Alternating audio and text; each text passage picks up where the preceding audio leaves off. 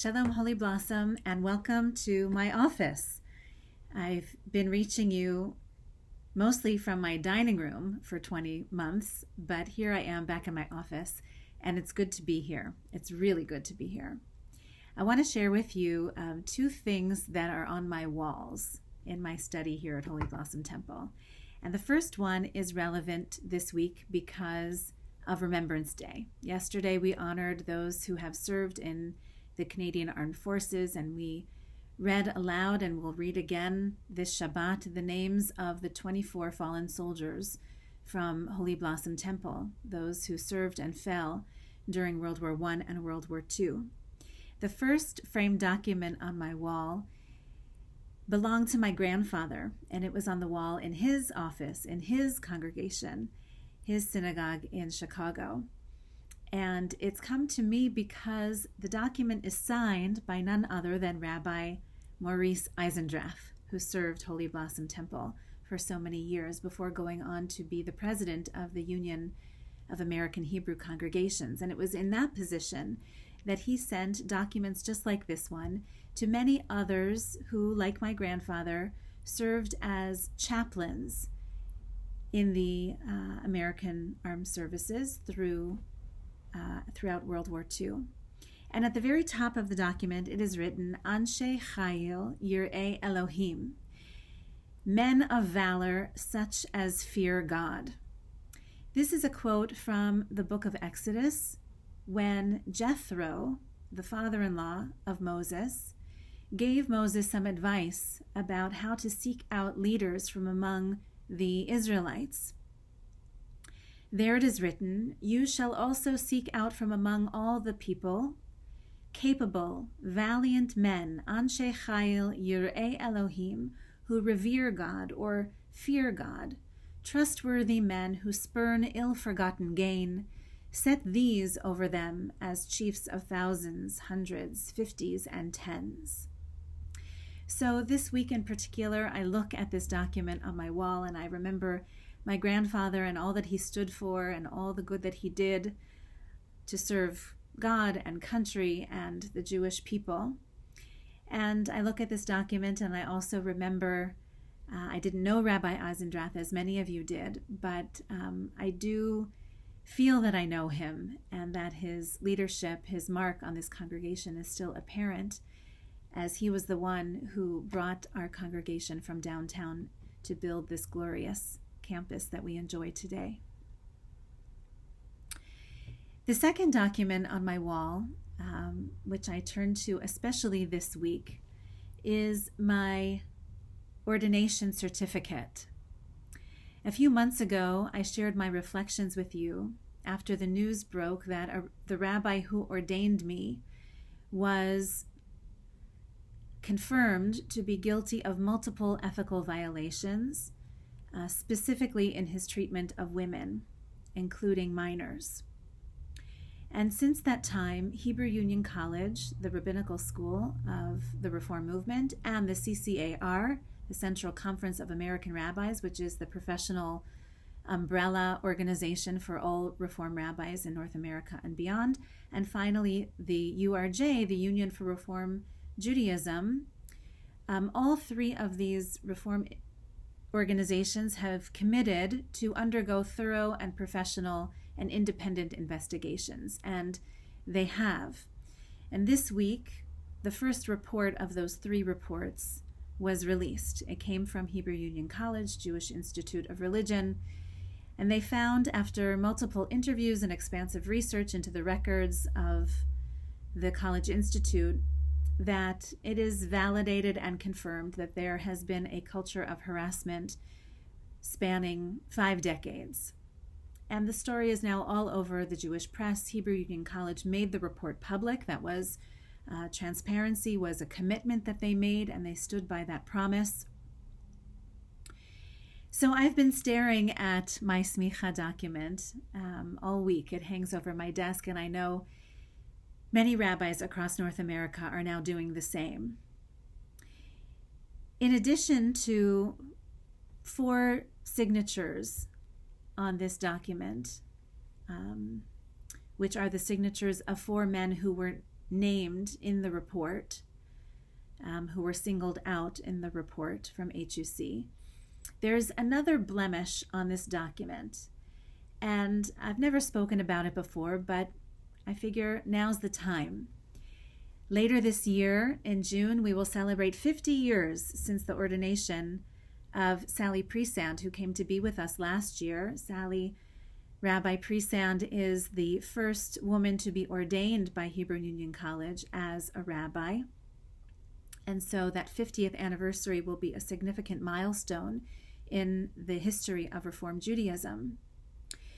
One thing that Rabbi Priesand did not know, and frankly I didn't know on our days of ordination, was that our smicha document, our ordination certificate, would announce a different title than our male classmates and colleagues received.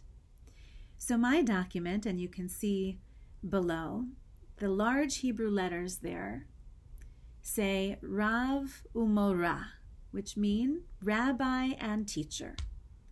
And that sounds terrific. That was all I ever wanted, all I ever worked for. But just down the hall, my dear colleagues, Rabbi Jordan Helfman and Rabbi Zachary Goodman, have similar certificates on their walls that they earned just as I earned.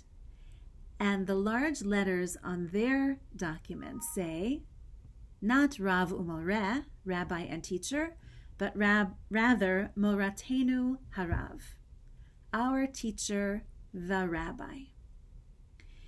Which means that long ago, somewhere, someone at Hebrew Union College made the decision that there would be a distinction between the Hebrew title given to women rabbis as opposed to male rabbis.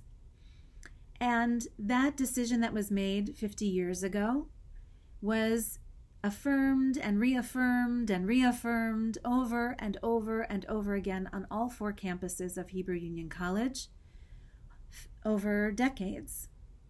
And that's surprising. I have to say, it does surprise me. There's a full article about this history, how it came to be, why it came to be.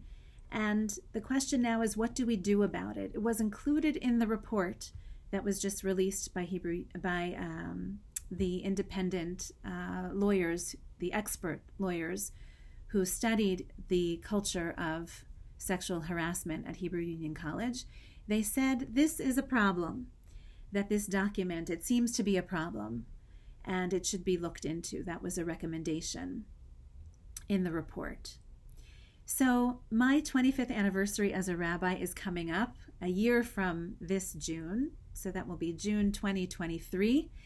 And one of the wonderful traditions of Hebrew Union College is to invite all of the alumni back to mark their 25th anniversary as rabbis with a ritual to receive an honorary doctorate for having survived 25 years in the rabbinate.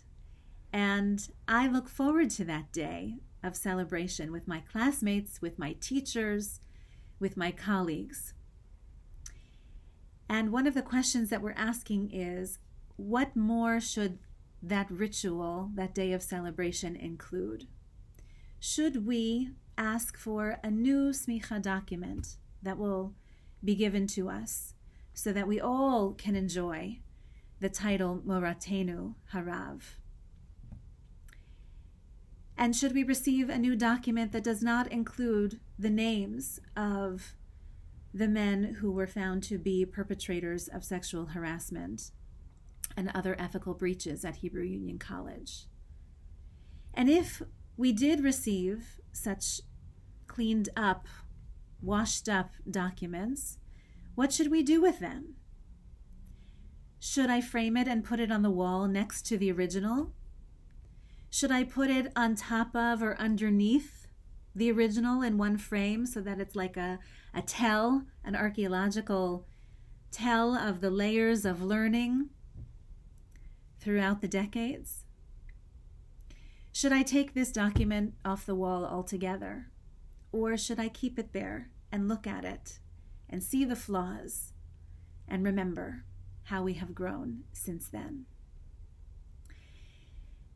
This week comes with Remembrance Day and the report from Hebrew Union College. There are many lessons for us about leadership this week.